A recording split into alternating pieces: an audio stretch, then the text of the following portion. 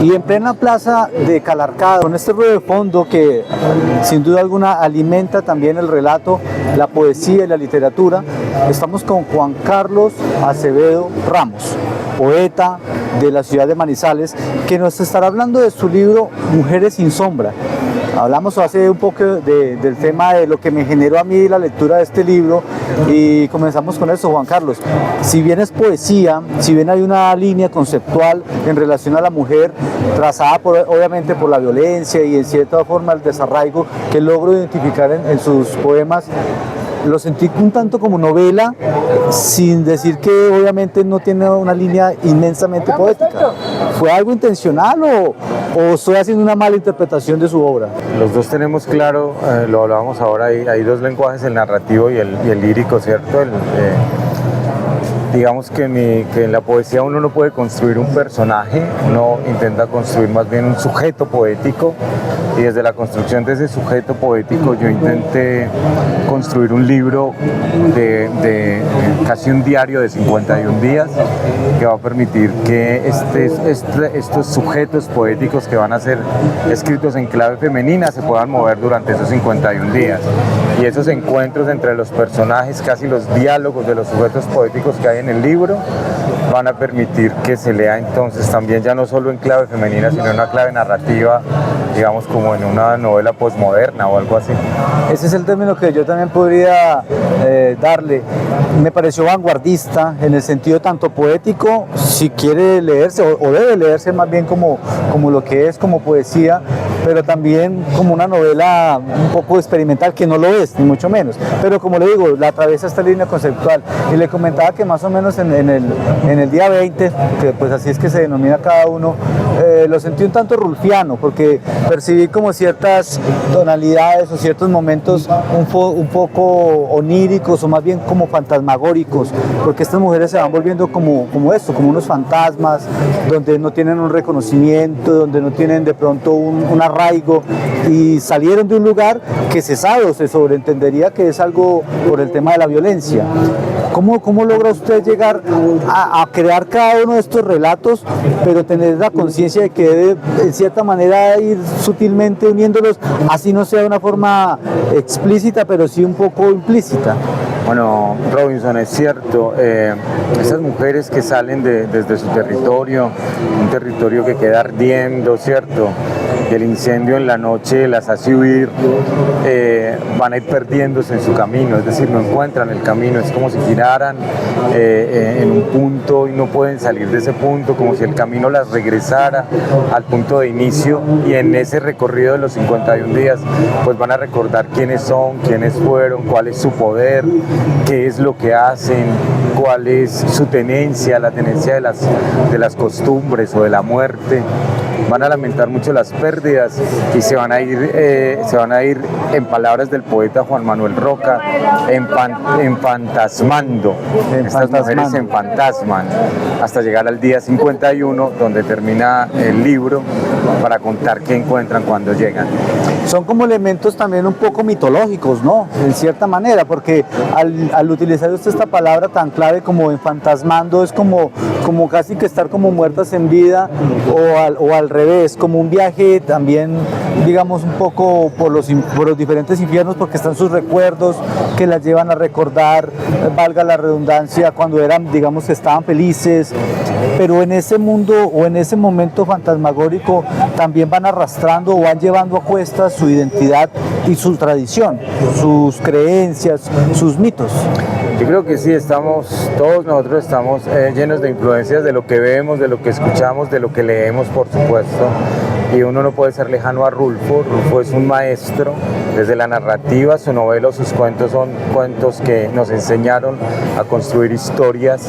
Entonces, posiblemente ya el inconsciente colectivo nos permita armar el libro como quedó al final y se noten guiños a Rulfo, no sé, que lo nombras ahora, sin querer que uno lo quiera hacer. Es decir, los fantasmas de Rulfo en Pedro Páramo, cuando Juan Preciado llega y pregunta, estoy buscando a un tipo, y el tipo se llama, ¿no? Pues un tal Pedro Páramo, y ya sabemos con quién está conversando, y empieza su búsqueda de Pedro Páramo, su su padre, Juan Preciado lo tiene claro, y Rulfo tiene claro la mitología que va a contar, y es una mitología que le cuenta a su tío, todos sabemos esa historia, y la crea y la recrea desde sus propias palabras. Yo intento con el lenguaje no hacerlo de Rulfo, sino de recrear las mujeres de nuestro país, de nuestro territorio, y estas mujeres son las mujeres que sostuvieron el país mientras Colombia vivió los momentos más duros de su vida. Yo lo decía ahora, el problema de la guerra en Colombia es que una guerra normalmente disparan dos, hay dos bandos que se están confrontando, pero en Colombia dispararon 5.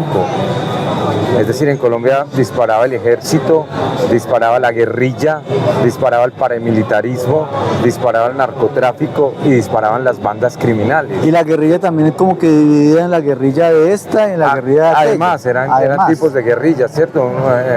Revolucionarios que tenían ciertas ideas distintas. Una cosa eran los helenos, otros las FARC. Entonces lo que hago es que todas las mujeres de cualquiera de los puntos que disparaban en Colombia empezaron a quedarse solas. Es decir, los hombres se iban a la guerra. Eran 5 bandos disparando y las mujeres solas sosteniendo el país, sosteniendo los niños, sosteniendo los adultos mayores, y yo intenté darle voces a esas mujeres, no desde el relato del mito que funda Juan Rulfo, sino desde el relato de las leyendas que tenemos nosotros en nuestro territorio. Como el mismo papel que juega la mujer a lo largo de la historia, ¿no? Claro. En las batallas o en las guerras romanas, Por en las supuesto. invasiones, los vikingos, los griegos, siempre es ese triste papel de tener que quedarse. Incluso el hombre primitivo, pues, si bien no iba a la guerra, iba de cacería, También a cazar con sus otros de la tribu, y la mujer siempre era quedarse, sí, porque era la que tenía que proteger y sigue haciendo. Claro, pero mira, ahora que hablas de ese relato, Robinson, a mí me gusta mucho ese relato porque yo no sé dónde escuché o leí o alguien me contó que el lenguaje nace por las mujeres, porque las mujeres son las que se quedan, mientras los hombres en las cavernas tenían que salir a cazar animales tan grandes como un edificio, un mamut, y tenían que ir 30 hombres a seguir este mamut durante días, noches, para saber dónde era el abrevadero, dónde se alimentaba, cuál era la altura, cómo se movía, a qué velocidad, y lo podían atacar con armas muy rudimentarias, piedras y madera, palos. Palos, porque No ni siquiera tenían podían fuego. decir que eran espadas o No, cuchillos, nada, era con eso que los atacaban. Las mujeres se quedaban en las cavernas y se quedaban con los niños y los mayores, y ellas tenían que salir a buscar frutos.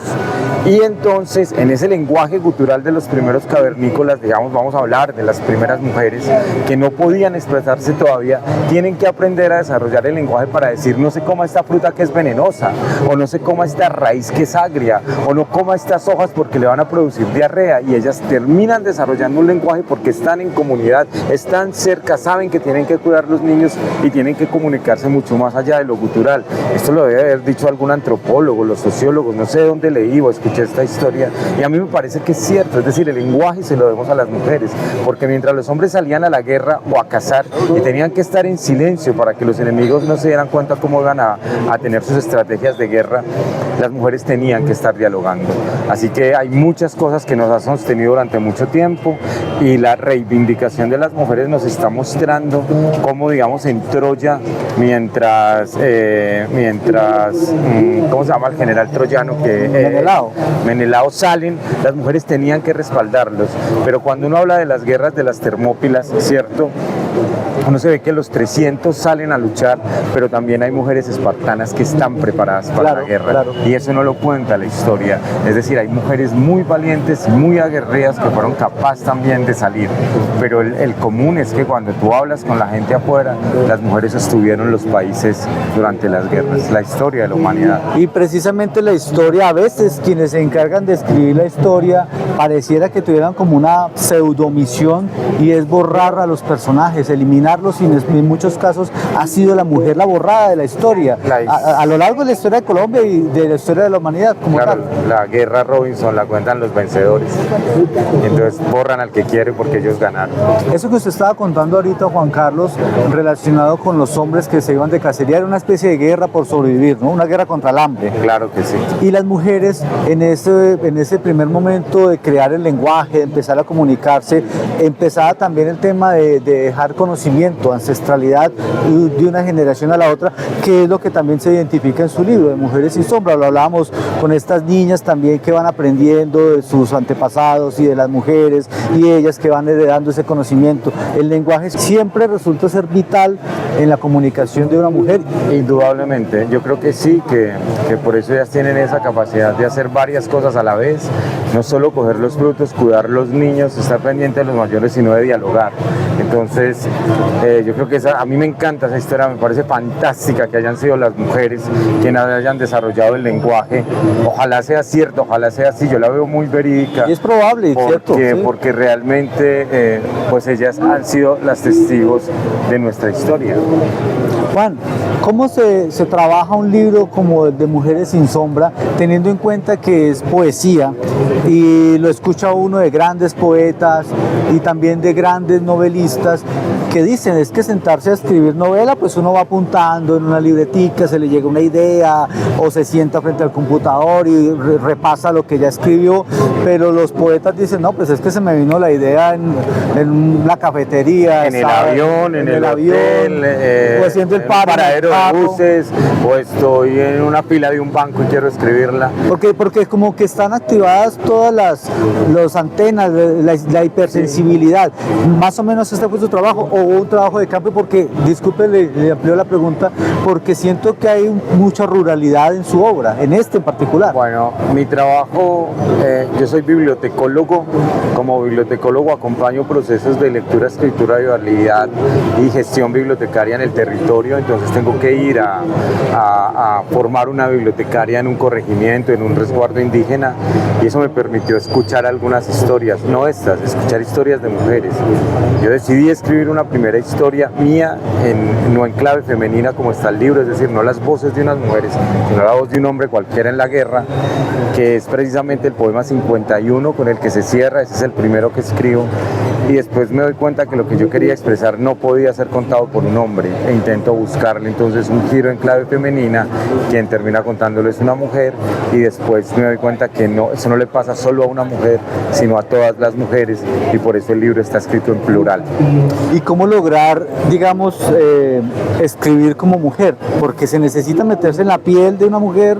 Hay autores que lo han logrado de una manera significativa. Se me ocurre en este momento, pues no sé, Mario Vargas Llosa con La Fiesta del Chivo, Urania, que uno dice, uy, como meterse en la piel de una mujer, y aparte de todo víctima. En su caso, poéticamente, ¿qué tan difícil fue? Robinson, es que das con la clave. La clave fue eso. Cuando yo decido cambiar el libro a clave femenina, yo dije, pues aquí lo único que hay que echar mano es de los narradores. Como un hombre, Mario Vargas Llosa o Gabriel García Márquez, o vamos a hablar de Flaubert con Emma Bovary, o no sé, cualquier autor, hombre que haya desarrollado a un gran personaje femenino.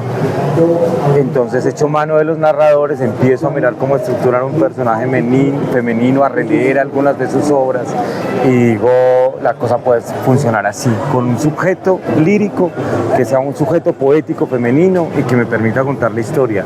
Una, sin usurparlas, es decir, yo no podría hacer eso, y dos, sin impostarme, sino dejándolas ser ellas. Se caricaturiza el personaje. Claro, estamos de acuerdo, Robinson, sería así.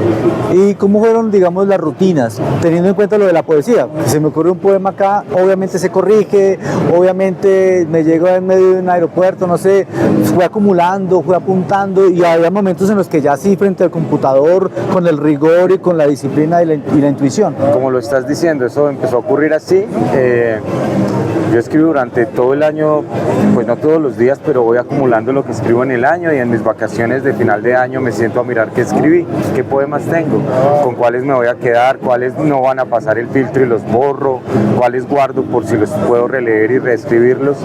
Y cuando terminé en el año, fue hace 5 o 6 años, casi finales del 19. ¿Este libro? Este libro en finales del 19, el libro subió muchas mutaciones que sumaron años. A finales del 19 miro los primeros poemas, empecé a separarlos, y había unos poemas que me funcionaban como estos, que eran poemas de, digamos, sociales o de guerra o testimoniales, si lo quieres decir así, y otros que eran otros temas que estaba tratando, y los empecé a separar. Y luego me doy cuenta que tenía un material como para un libro, empiezo a mirar pensarlo seriamente, a decir, bueno, vamos a ponerle un título, busquémosle un título. Inicialmente fue Diario, luego fue Diario de las Mujeres sin Sombra y luego fue solo Mujeres sin Sombra, que me pareció mucho más contundente, y empiezo a mirar que el libro podía funcionar. Lo escribo primero, el primer borrador del libro ya era tal vez en el año 21, si lo termino en el 20, en el 21 ya tenía el libro armado, escrito en masculino.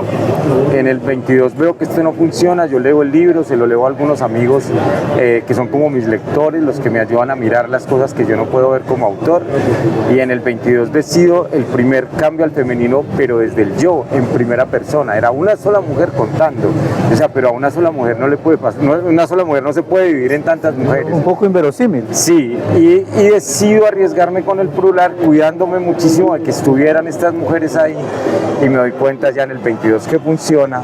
Ahí es cuando decido en el 23 mandarlo al concurso y termina obteniendo el Premio Nacional de Poesía Eduardo Cotelamos.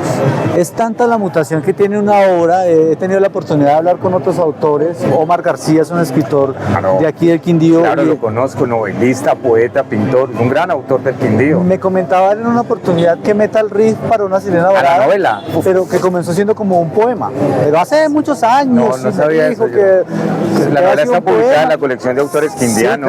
Sí, claro, y fue finalista del premio novela de Cámara de Comercio de Medellín. De Medellín, claro que sí. Y luego que con el tiempo empezó a repasarla, el poema, como hacerle unas correcciones, y pues se le volvió, fue como cuento, y luego termina siendo una novela. Caso que yo siempre cito con amigos, el de Guillermo Arriaga, que está escribiendo una novela, sí, el mexicano, sí, claro, que hace poco publica, que dice en una masterclass que estaba escribiendo 21 gramos novela, pero no le funcionaba, entonces se vuelve un guión cinematográfico. Sí, se vuelve un guión, y luego le sucede, no sabía si es, no sé si es con El Salvaje, porque la charla es de hace unos 3 años, entonces dice, con mi última novela, entonces yo no sé si es con El Salvaje, donde él dice que estaba escribiendo un guión, y sucedió al revés, como que, bueno, terminé volviendo novela. Hay mutaciones de las obras. En este caso usted nos dice, el poema 51 fue el primero que se le ocurre, pero termina de último. Luego lo cuenta el primero. Luego, en medio de toda esa mutación de la obra, que es obviamente para enriquecerla, ¿cuándo decide que ya es suficiente? Es que es muy extraño con la poesía, es decir, yo no tenía adrede que salieran 51 poemas. Yo creo que un novelista tiene un plan de trabajo mucho más ordenado que un poeta, ¿no? A pesar de que parezca tan anárquico. A pesar que parece eso. Cuando yo reúno los poemas es que me doy cuenta que los poemas me suman 65, 67, no recuerdo ahora el número, y los demás me sobran. Es decir, uno también tiene que darse cuenta como autor, si haces una novela de 500 páginas y te sobran 200. Tener esa intuición. Sí, yo creo que uno la tiene que tener. Hay muchos autores que la tienen y saben hasta dónde funciona. Si se te convierte en un cuento en una novela, en un cuento un poco más largo, o si te da para la novela como hace el querido Omar, ¿cierto? Que se pilla, que el poema le está pidiendo más, que le puede dar más, y lo convierte en un cuento, y el poema sigue pidiendo más, convertido ya en cuento, y se convierte en una novela. Yo creo que hay que tener esa intuición. Y yo lo que hice fue, en vez de prolongar los días, le quité días. Y de pronto veo que da 51 días, y yo no tenía pues ningún lío con eso, y dije, no, esto no tiene que ser ni de 30 ni de 40 un número cerrado, voy a poner 51. Y en ese mismo orden de días, entonces hay que tener la suficiente honestidad para reconocer que la obra, como dicen muchos escritores, que lo he escuchado, básicamente el autor es como un medium, ¿no? Yo creo que sí. Es decir, en esta obra, sí, yo soy el encargado de contarla, sí, pero ella se va narrando sola. Yo creo que hice eso, me presté para ser el escribano de Las Mujeres sin Sombra. ¿Ahorita qué viene después de este proyecto que en cierta manera fueron muchos años de trabajo? Pues fue muy desgastante el libro para mí, porque es un libro además doloroso, ¿cierto? Es un desplazamiento, son las pérdidas, la ausencia, y ahora estoy escribiendo un libro que me divierte mucho. ¿También poesía? También poesía, una poesía en prosa, que voy a intentar contar divirtiéndome, es decir, no es un chiste, no es un libro de risas, pero que no tengo la carga de la guerra, ni de la muerte, ni del olvido encima, sino que voy a contar cosas normales, un partido de fútbol con los amigos, no sé, cosas así que me permitan refrescarme un poco más. Lo suyo definitivamente es la poesía poesía, pero entonces sigue dando por esa línea de esa poesía en prosa, que es como en medio cuento. Hablamos ahorita que uno dice como Piedad Bonet, que uno dice, pues es una pequeña crónica, pero funciona a la perfección. Esta ya definitivamente es su área. Vamos a ver, espero que este me funcione y si no vuelvo a la poesía normal. Vamos a ver qué pasa. Usted me hablaba ya, Juan Carlos, para terminar un poco del dolor. O sea, son palabras que se me van quedando en esta entrevista, del dolor de haber escrito este libro, y hace poco hablaba con Héctor Abad Faciolince sobre su último libro, Ahora y en la Hora. También hubo un dolor allí para escribir ese libro. ¿Qué tanto fue doloroso y qué tanto logró curarse usted como autor? Ya, listo, me dolió porque necesitaba contar esto a modo de poema y teniendo todas estas voces, lograr sanar. ¿Y qué tanto las mujeres que se identifican con esos relatos han logrado también como encontrar cierto alivio? Porque la poesía puede ser también un alivio. Yo creo que sí, voy a responder la primera con el dolor y conmigo. Yo creo que yo no escribía más poesía sobre la guerra o testimonial o sobre el dolor, sobre la violencia, después de la firma de los Diálogos de La Habana. Yo dije, bueno, la firma de los Diálogos de La Habana nos va a permitir otra cosa. Pero aparece Ucrania, por ejemplo, aparece Gaza, y ahora lo último que acabo de escribir es un poema sobre Gaza de 10 o 15 líneas, que no lo tengo acá, lo tengo en el hotel, que estoy trabajando, pero yo había prometido no hacer eso. Es decir, yo había sanado mi dolor, yo había pagado mi deuda con estas mujeres de un país y de un planeta como el que tenemos, esa deuda que tenemos todos nosotros. Empecé a escribir otro libro y esa sería la segunda respuesta. Yo leo el libro, la primera vez que lo leo en un resguardo indígena que había sido azotado por la violencia. Y lo leo para saber qué va a pasar. Es decir, yo no le voy a leer esto a mis amigas poetas, tengo grandes amigas lectoras poetas, muy buenas además como escritoras, grandes amigos académicos también o poetas, y yo dije, no, yo me voy a tirar a leer esto con la gente a ver qué pasa. Y la gente se me acercó a preguntarme quién le contó esa historia, como si fueran personajes, y yo dije, bueno, la vaina funcionó, porque la gente se está identificando con eso, porque es que a mí me pasó algo parecido en la finca, no, es que yo vivía, no sé en qué, yo vengo de Ginebra de Valle, y de Ginebra Valle estoy estando en un resguardo indígena, no, es que me pasó esto porque yo no vivía en Ginebra propiamente, sino afuera en la montaña, y empecé a escuchar estas historias y dije, esto puede funcionar, ya después mis amigas poetas, voy a nombrar a una, es la crítica, poeta y artista plástica española Ivonne Sánchez Barea. Escribí un ensayo sobre ese libro, porque me dice que lo logré sin usurpar su voz, la voz de las mujeres, poner las palabras de ellas en el libro. Espero que haya sido así. Muchas gracias, Juan Carlos. Robinson, muchas gracias a ti.